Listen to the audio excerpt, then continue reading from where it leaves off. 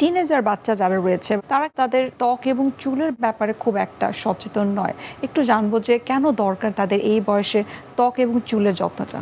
2014 থেকে আমি শিক্ষার্থীদের সাথে হেলথ এবং হাইজিন নিয়ে কাজ করছি এবং এখনও করছি।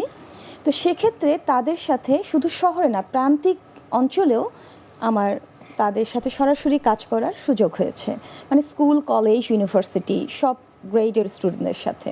তো সেক্ষেত্রে কিছু কিছু সোশ্যাল মিডিয়ার ইনফ্লুয়েন্সে অনেক সময় তারা নিজেদের ত্বক এবং চুল এবং সেই সাথে শরীরের ক্ষতি করছে। সেক্ষেত্রে দরকার সেলফ কেয়ার, এবং সেজন্য সপ্তাহের একটা দিন আমি ফ্রি কাউন্সেলিং করি স্টুডেন্টদেরকে, সপ্তাহের একটা বিশেষ দিনে।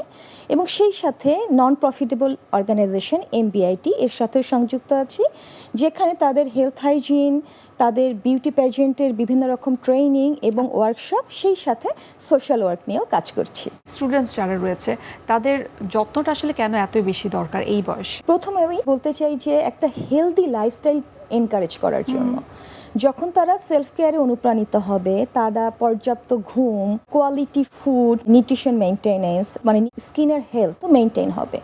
সে যদি রেগুলার একটা ত্বকের ধরন অনুযায়ী ক্লেন্সার ব্যবহার করে, স্কিনটাকে হাইড্রেটেড বা ময়শ্চারাইজড রাখে, সান প্রোটেকশন অর্থাৎ সানস্ক্রিন ব্যবহার করে, তাহলে হচ্ছে যে লং টার্ম হেলথের জন্য এটা একটা ইনভেস্টমেন্ট।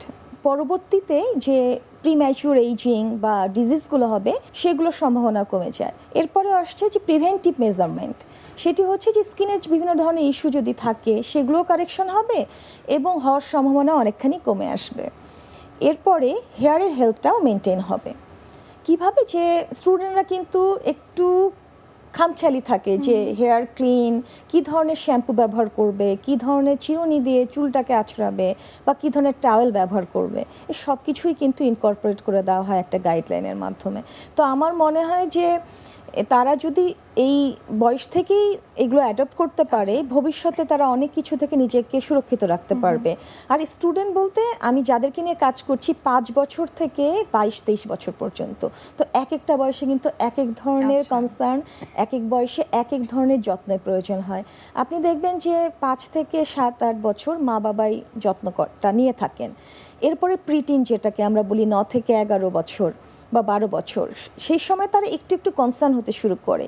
আর 13 to 19 এবং তারপরে তো অ্যাডাল্টহুডে চলে যায়, সে সময়ই তাদের এই গাইডলাইনটা ভীষণ ভীষণ জরুরি। কেন আপনার কাছে মনে হলো যে স্কুল গোয়িং বাচ্চা থেকে ইউনিভার্সিটি লেভেল পর্যন্ত যে স্টুডেন্টস যারা রয়েছে তাদের ত্বক এবং চুলের যত্ন নিয়ে আসলে কাজ করা উচিত? দেখেছি কি তারা বিভিন্ন রকম ভুল করে থাকে।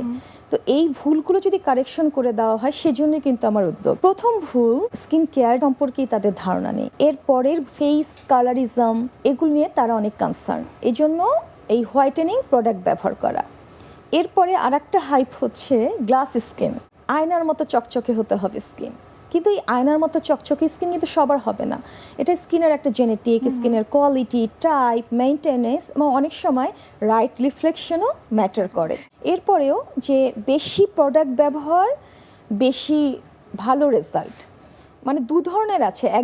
একটা গ্রুপ হচ্ছে কোনো স্কিন কেয়ারই করবেন না, আর একটা গ্রুপ হচ্ছে যে সোশ্যাল মিডিয়া বলুন বা ফ্রেন্ডদের দ্বারা বায়াসড হয়ে অনেক ধরনের প্রোডাক্ট ব্যবহার করবে। এবং এরপরের ভুল হচ্ছে ওভারনাইট এবং কুইক ফিক্স এক্সপেকটেশন, খুব জলদি কিছু হয়ে যাবে।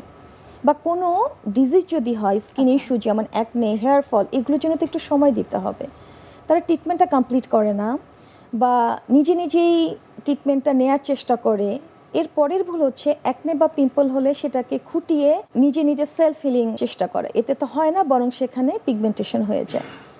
প্রচুর মেকআপ করে অনেকে, আবার মেকআপ করে মেকআপটা ক্লিনস না করে সেভাবে ঘুমিয়ে যায়। মেকআপের যে প্রোডাক্টগুলো আছে সেগুলোর শেলফ টাইম বা মেয়াদ উত্তীর্ণ তারিখ, এগুলো ব্যাপারে কনসিয়াস না। মেকআপের যে টুলস এবং ইকুইপমেন্ট থাকে সেগুলো তারা ঠিকমতো ক্লিন করে না। আর লাইফস্টাইলে অপর্যাপ্ত ঘুম এবং খাবার দাবারের মেইনটেনেন্স করে না। এই ভুলগুলো কারেকশন করার জন্যই আমার মনে হয়েছে যে আমরা সবাই মিলে যদি একটু একটু করে এগিয়ে আসি, আমাদের স্টুডেন্ট ওয়েলনেসে আমরা একটা সবাই মিলে বড় ভূমিকা পালন করতে পারবো। এবং এখন তো কেবল শুরু, আমার মনে হয় আগামী 10 বছরে এই পরিবর্তনটা মানে পজিটিভভাবে আসবে।